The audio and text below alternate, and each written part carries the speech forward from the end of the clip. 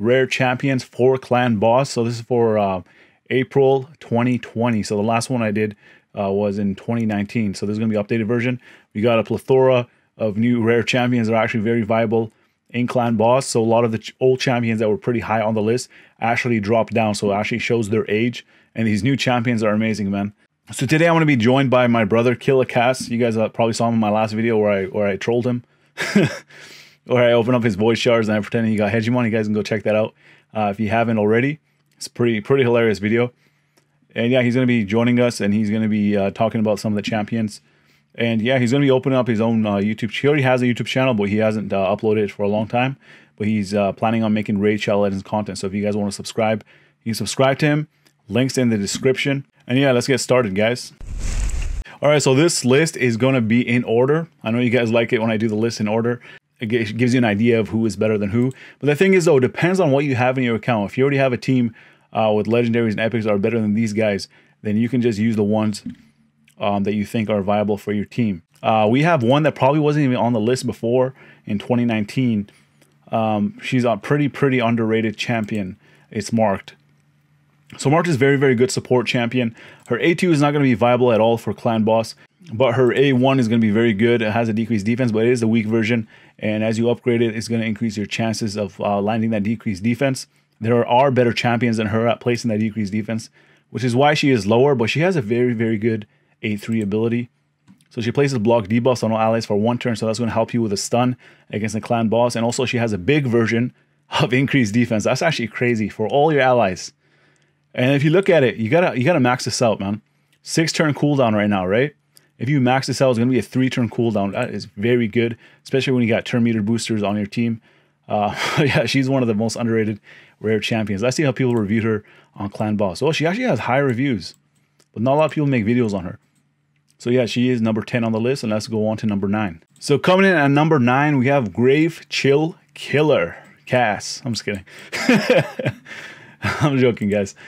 So she's number 9 on my list. We actually originally had her a little bit higher, but then when we started taking a look at her kit, comparing her to the other guys, we decided that she should be ranked lower because of her A3 ability. So A3 is what's bad about it is that she places 2.5% poison, right? That's a weaker version. So you actually do not want to use a weaker version of poisons. But if that's all you have, then that's good. She's capable of placing 5% poison debuffs, but she needs poison sensitivity. That is not in her kit at all. Who has poison sensitivity? That's Frozen Banshee. So Frozen Banshee right now I think she's the only champion in the game that has poison sensitivity. So unfortunately, Gravechill Killer relies on another champion in order to place the 5% poison on this ability. So that's why she is rated lower. That's our reasoning. If you book out this ability, it's going to be a 3-turn cooldown, which is very good.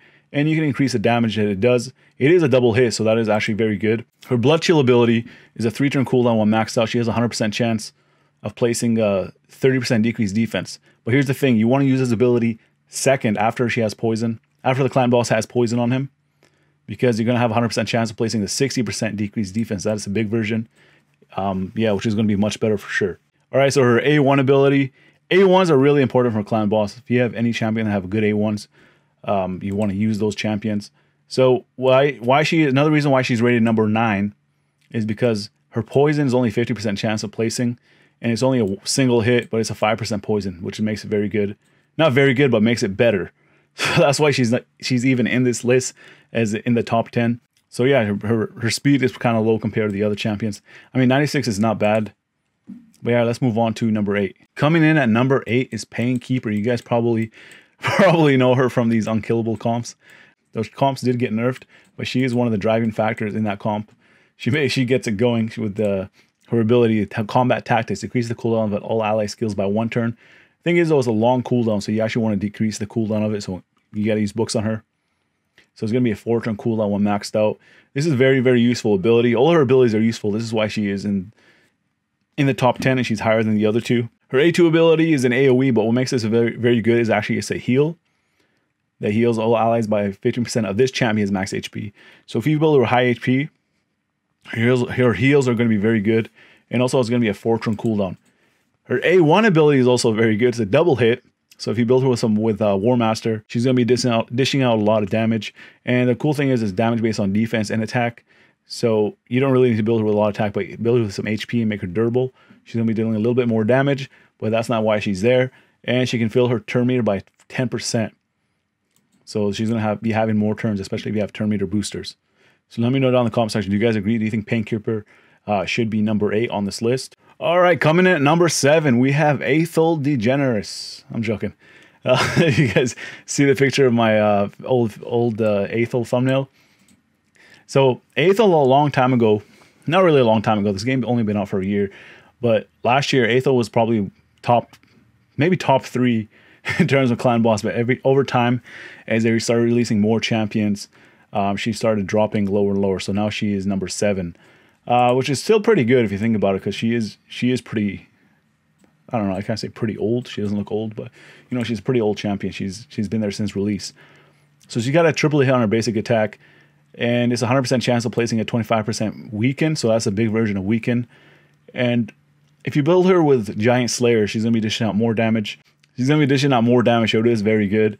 Her AoE ability doesn't really help you in clan boss, so that's one of the reasons why she is lower now, because other champions have abilities that are all good. Like all 3 abilities are very good for clan boss. Higher blessing is pretty good, other than.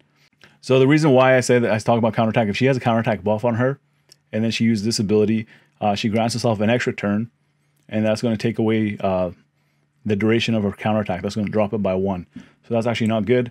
And also, she's going to be using this ability more, because when this ability comes off cooldown, she's going to be popping this ability. Instead of just keep using her A1. If she kept using her A1, she's going to be very good. But if you want a manual, she is amazing champion.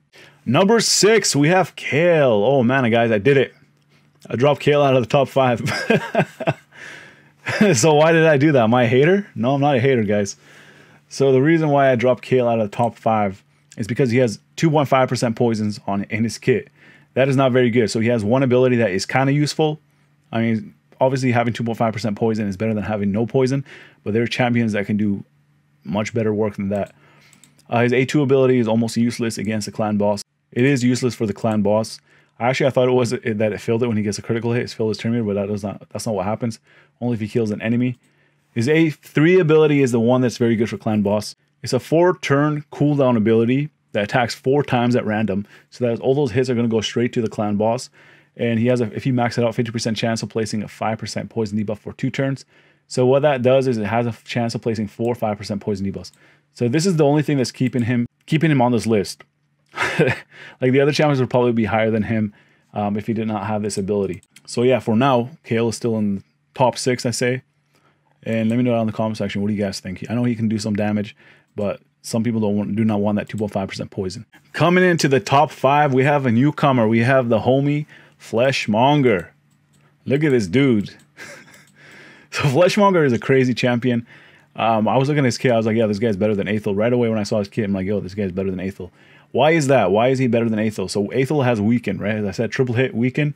This guy does have a triple hit, but his triple hit does not have anything else, right? But look at his A2. His A2 is actually the same as Athel's A3, but he has a tornado cleaver ability right here. So this ability is very good. He has a big version of decreased defense, and he has a 75% chance of placing that decreased defense.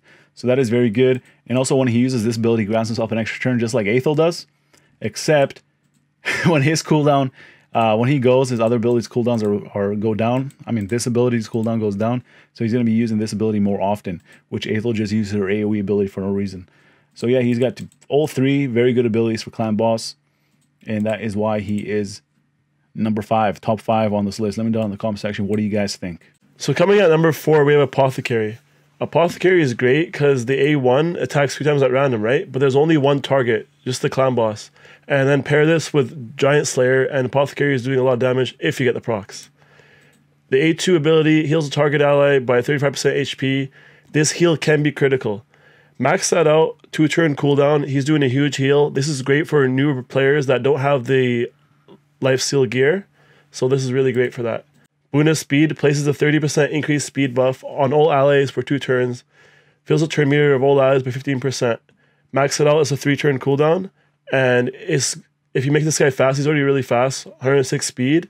Build this guy fast, and he's popping A3 and healing and keep everyone alive. He's really great. All right, coming in at number 3, we got Bulwark.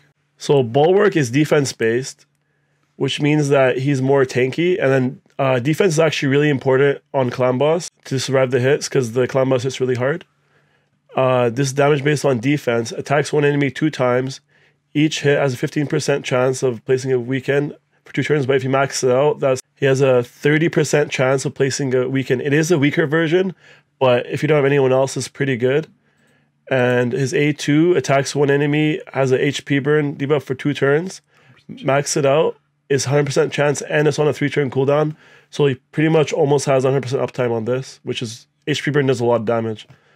The passive, this is what makes him really good actually. When attacked, has a 30% chance of extending the duration of all debuffs on the attacker by 1 turn. So the clan boss will go and hit him, and he has a chance of extending the duration of your decreased defense, your decreased attack, poisons, and so on and so forth. So that's really good. And also, you can use his aura in clan boss, his old battles. It's not restricted to campaign or anything like that. So 17% defense increase. Like I said, defense is very important for clan boss, so that makes him really good. And also, if you run this guy as lead, he's going to be the stun bait. So every time the clan boss attacks, whether it's this AoE or the single target hit, he'll be extending the duration of the debuff. Alright guys, moving on to number 2, we got Coffin Smasher. He is HP based champion. He has a very high health pool.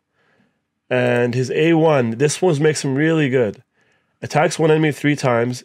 Each hit has a 30% chance of placing a 50% decreased attack. That's the big version for 2 turns. Damage based on HP. He's HP based champion, so he's going to be doing some work there. And decreased attack, as you guys know, is very important in clan boss. His A2 attacks one enemy, has a 50% chance of placing an HP burn debuff for 2 turns, 4-turn cooldown, 75% when maxed out. HP burn, like I said, is really good. So he's doing 2 things in one. He has a triple hit, 3 things in one. He has a triple hit, decreased attack, and he's putting HP burn. Like, what more could you guys want? His passive decreases the damage enemies inflict with AoE attacks by 5%.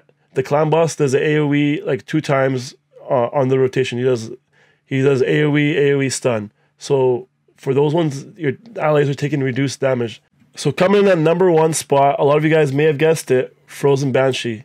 She has been wreaking havoc ever since she got reworked. She's really strong. I was using her actually, I had her built up before the rework, and she was doing work.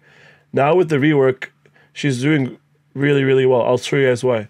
So the A1 attacks one enemy 2 times. Each hit when maxed out has a 100% chance of placing a 5%, that's a big version of poison, debuff for 2 turns if the target is under poison sensitivity debuff.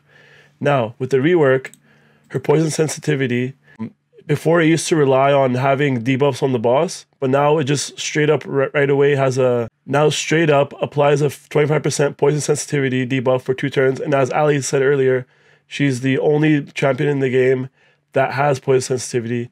And when maxed out, is a 3-turn cooldown. That's really great. Her A2 fills the turn meter of all allies by 2% for each debuff on the target. This is a 3-turn cooldown. She's going to be placing so many debuffs.